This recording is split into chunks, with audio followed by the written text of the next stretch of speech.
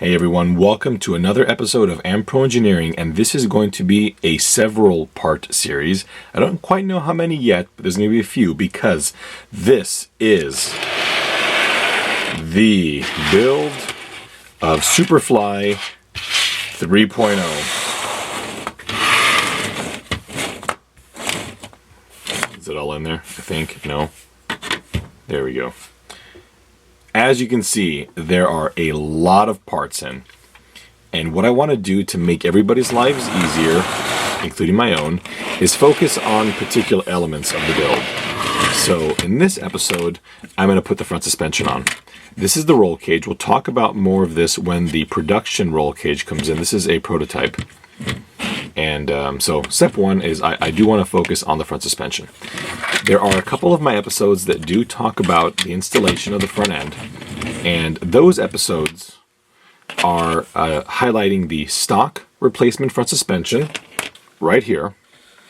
So this will take all the existing hardware. In this case here, I am using some UG front shocks, but just pretend that these are factory Hornet or Grasshopper pogo sticks, and will allow you to modify absolutely nothing on your suspension and install the double wishbone.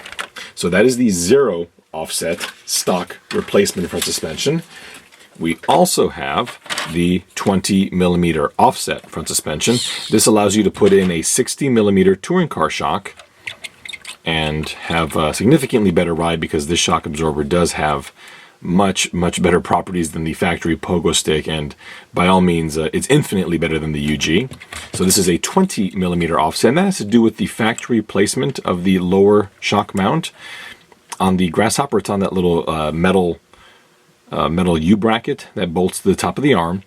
20mm below that point is the current mounting point for the shock absorber. And I will grab SuperFly 2.0 is our 10mm offset. Now this was the original suspension design here. This is my original version, where I used a 50mm shock, which was just far too stiff. And here you can see that it actually bolts in line with the arm, and that is in fact what we have here. For the stock offset front suspension, it's the same right and left arm for the 20mm as for the 10mm. There are left and right. In fact, here you can see this one is labeled right. So with the 10mm offset front suspension, you are going to get the left and the right arms. You have two versions of the center support. This is the kind that you want to install if you've got a very light runner or a shelf queen. This is going to snake its way out from under the Hornet body, preventing any notches in the body. This one here is the one you're going to want to use if you have a more heavily used Hornet.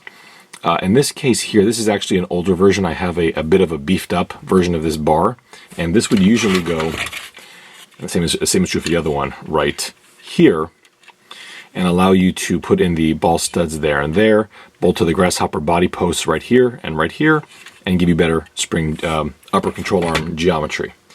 For this application, we don't need these because, as you can see on the roll cage, all that geometry exists there. So we do have the arms and we have the uprights. Now I did want to mention here, since I wasn't going to use these, I did not clear coat these. These are straight out of the package, so it's a matte finish. These have been coated with about 4 or 5 coats of matte clear. I happen to like matte because it kind of gives it that I guess closer in shine to the factory plastic. This is a little bit shinier, but I'm not a massive fan of the gloss. A gloss looks fine if that's what you prefer, but I do like to put a coat of clear on these arms, actually on all the pieces. They've all got the clear on them, just because they're a lot easier to clean afterwards. If you don't do that, this nylon tends to pick up dirt and grime, especially if it's mud, and it just doesn't want to come off. So I recommend some clear coat on these, and again, if you're not going to want that shine, do a matte clear. I use just automotive paint that you can get at the auto parts store in a can. Now, as usual, we're going to prep these parts. This is a 3.05mm drill bit, but a 3mm drill bit will be fine. And we're just going to clear out these holes.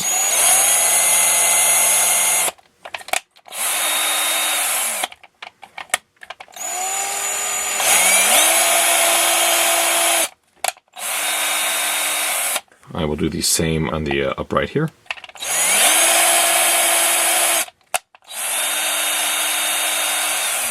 Okay, so it is imperative that you do not use an 1/8 inch drill bit.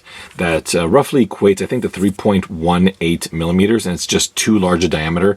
And what will end up happening is it'll get a little too sloppy. So don't use that. If you can't find a metric equivalent, then go ahead and just go to a hardware store and bring your digital caliper over here and just find something in the 3.0 to 3.1 millimeter. If you drill these out too large, then you're going to have way too much front end slop, and I think Tamiya's have enough slop as it is. We don't need to make it any worse. I'm going to go ahead and drill the other two out. So I've gone ahead and drilled all the holes out, and I like to use these Tamiya screw pins.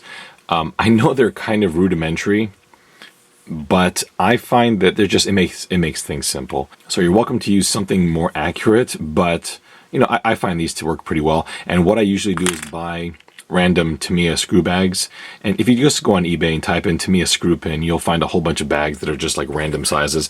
I like to get the longer ones so I can trim them to proper length. It's just easier.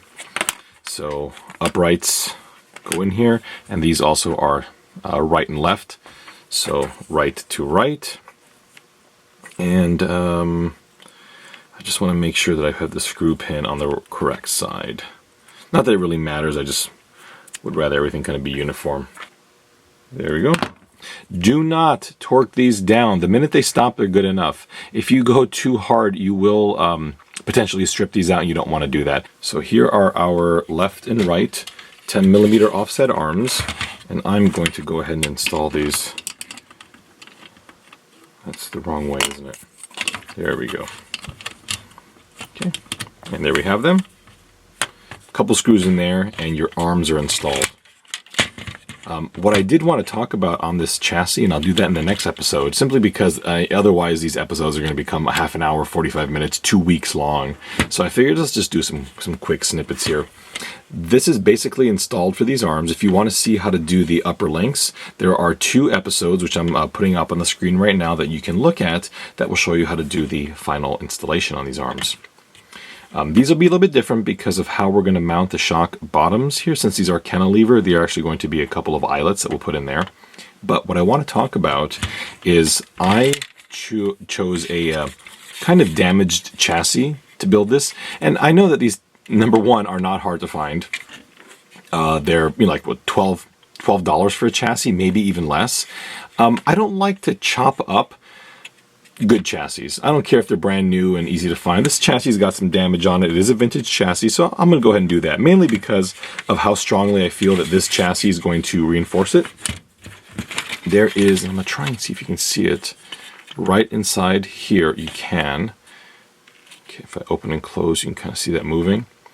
So in the next episode, I'm going to show you how I'm going to repair that, and then we will dive into a little more detail on the cantilever front suspension. So please, I hope you enjoy this build. As you can see here, there's a lot of stuff that is going to be coming to play on this car. In fact, you can see how little of this original Hornet we're going to use. I think it's the chassis, this piece, the Nerf bars, and the transmission halves. That is not much of the transmission halves, I might add. So please stay tuned. This project is just getting started.